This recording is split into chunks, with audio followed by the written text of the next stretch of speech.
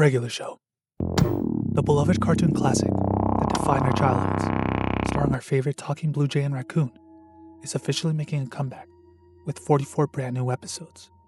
To celebrate this exciting news, we're diving deep into some lesser-known lore, cut episodes, and characters scrapped in early development from the original 8 seasons in the form of an iceberg. We also have classified behind-the-scenes info after me and my hacker group Jergma hacked into the Cartoon Network database. You won't be ready for the secrets we've uncovered, so if you thought this was your average Regular Show Iceberg, it's anything but. The tip. My mom.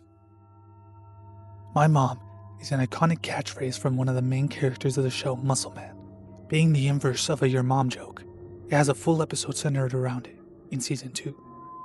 Muscle Man says my mom around the count of 50 times throughout the show's 8 seasons. You know who else says my mom around the count of 50 times throughout the show's 8 seasons? 25 years later. To the Regular Show season finale, Boom Studios came out with a comic miniseries called 25 Years Later. Taking place immediately after the series finale, the comic follows Mordecai and Rigby as they come back together for a reunion in the park. Things are chill and pretty regular until an evil fairy kidnaps their children, forcing the guys to team up one last time for the epic return of Mordecai and Rigby. My eyes are watering just thinking about it. The Naive Man from Lollyland. A short from J.G. Quintel, The Naive Man from Lollyland follows who we now know as Pops as he eats at a diner. He eats his meal and receives his tab, from which he attempts to pay for with a handful of lollipops to the waiter, but the waiter understandably gets pissed. Pops then slams a chair against the waiter's skull and gives him a major concussion and is beaten into submission by staff and kicked out of the restaurant. 2 in the AM PM. 2 in the AM PM is one of J.G. Quintel's student films. Some of the main characters in Regular Show are based on concepts from the short. In the short, 2 gas station workers are working the graveyard shift when one of them offers the other menthol-flavored Zin. When they take these delicious Zins, they start tripping fat, hairy balls and hallucinate themselves, turning into various characters from the show, such as Mordecai and Benson. Thomas is a spy. Wait, Thomas is a spy? Yeah, this is a shock to me too. In the episode Thomas is a Spy, it's uncovered that the character we've grown to love and cherish has been a Russian spy the whole time.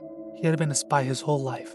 Him lying to the guys made me want to beat the fucking shit out of him. If you are a Russian spy and you're not admitting that you are not trustworthy. Mordecai is a serial cheater. Mordecai is a serial cheater specifically refers to Mordecai cheating on his girlfriend CJ throughout seasons 5 and 6, with many other characters on the show. Characters such as Margaret, Starla, Twilight Sparkle, Rigby, and even Mr. Maylard were all involved in these secret affairs. He has been tossed around the whole show, and probably has the AIDS. Oh, hell no. This has been commented on by J.G. Quintel himself, as he said he's positive with numerous STDs and wanted to project himself into Mordecai as much as possible.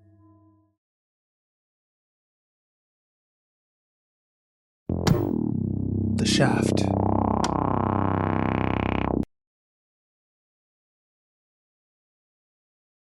The Human Zoo. The Human Zoo refers to the original idea from the sick and depraved mind of J.G. Quintel. Originally, he planned for Mordecai and Rigby not to work at a park, but a human zoo. The zoo would have cages full of humans wearing outfits from various real-world occupations stuffed inside. Unfortunately, one of the stupid dumb higher-ups rejected that idea and strong-armed it to be a normal park. J.G. Quintel later said that he's glad that the original sick and twisted idea didn't happen because it would have sent off the wrong vibes on Crip.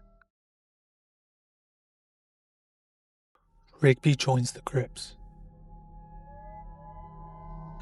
This entry into the iceberg refers to Rigby's Crip arc that spans over 3 seasons. The arc starts with Rigby leaving behind his life in the park for the thug life and joins the Crips.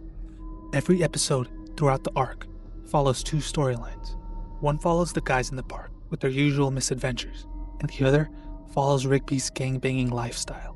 When Rigby finds out Benson is blood, the park has a full-blown gang war, suffering many casualties. Some of the writers were distraught with JG's insistence on the hard turn for Rigby's character. Head writer Matt Price was especially irritated. I just couldn't believe it. One day JG walks in, dressed in all blue.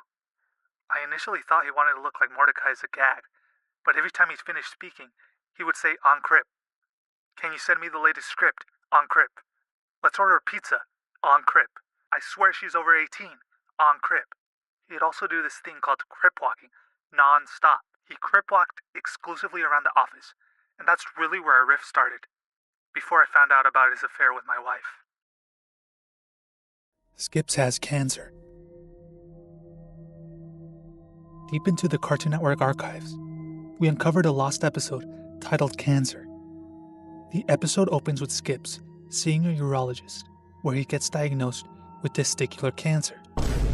The clinic would charge over $200 to remove the tumor on his hairy balls, which would bankrupt the park.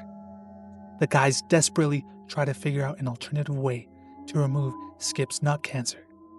They eventually make a deal with Death to cure Skip's family jewels in exchange for 2 tickets to Super Bowl 47. Skips calls Rigby the N-word. Another lost episode that never saw the light of day, titled Supremacy, was axed after immense backlash to the trailer. The trailer featured Skips calling Rigby the N-word, hard R uncensored, to millions of viewers. No footage is available of the lost episode, but according to the script, the conflict between Skips and Rigby would arise after every morning without fail. Rigby would take massive dookies all over Skip's yard for weeks on end.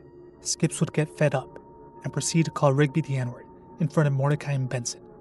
Skips would be fired on the spot, and the fallout would have led to Skip's new character arc, where he would run for office. Muscle Man comes out. In the episode, Mitch and Starla divorce. Starla walks in on Muscle Man, getting a train ran on him by all the employees at Wing Kingdom, using different wing sauces as lube. Mitch finally confesses the truth to Starla, saying, "I'm not in love with you, Starla. Throughout our whole relationship, every fast food joint in the city has been running trains on me. Starla, I am gay." The episode received acclaim from fans and critics alike and would even win an Emmy. However, whether Muscle Man is gay or not remains ambiguous and continues to be a heated debate within the fandom to this day. LeBron and Bronny share the court. On October 22nd, 2024, with 4 minutes left in the second quarter, history was made as LeBron walked on the court with his son, LeNut, being the first player to share the court with his seed professionally in the NBA, certifying him as LeGoat. The balls. Benson is the Zodiac Killer.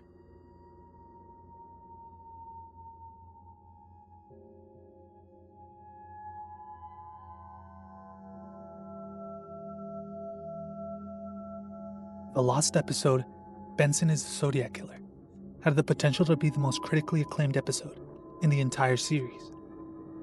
J.G. Quintel himself considered it his magnum opus, but the Cartoon Network executives canned it before it could see the light of day, so only me and Jergma can view it now.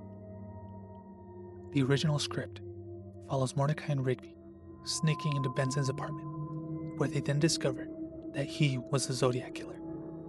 After Benson finds out about their discovery, he murders Mordecai in his sleep, and as Rigby mourns him by his side, is then captured by Benson, tortured and lit to flames. He would later break down in regret after what he'd done, and in the end, turn himself in. Bravo, James Garland. Bravo. 5 likes French fries. Did you know? High Five Ghost loves French fries.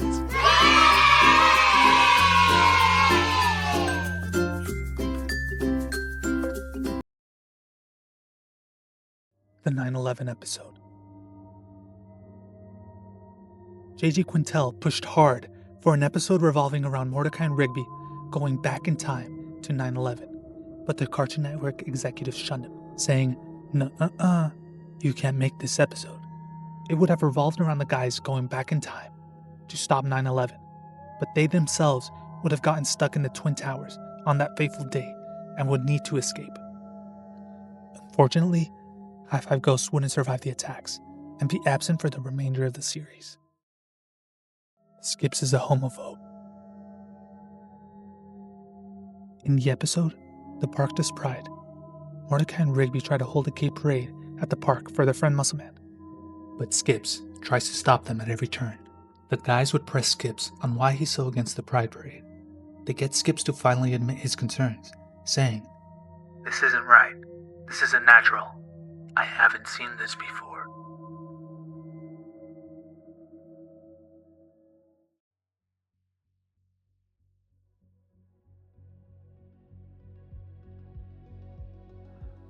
So that was the It's Anything But Regular Show Iceberg. Me and Jergma literally broke the law to uncover these never-before-seen Regular Show factoids. So we would really appreciate if you hit that thumbs button, subscribe if you want to see any more videos like this, hit that bell as well while you're at it, and leave a comment if I missed anything that Mr. Quintel has hid from us, because, we really scrubbed through those archives. We got everything we could find. If any of you are fellow hackers and found something else, let us know in the comments, and thanks for watching. We'll see you on the next one.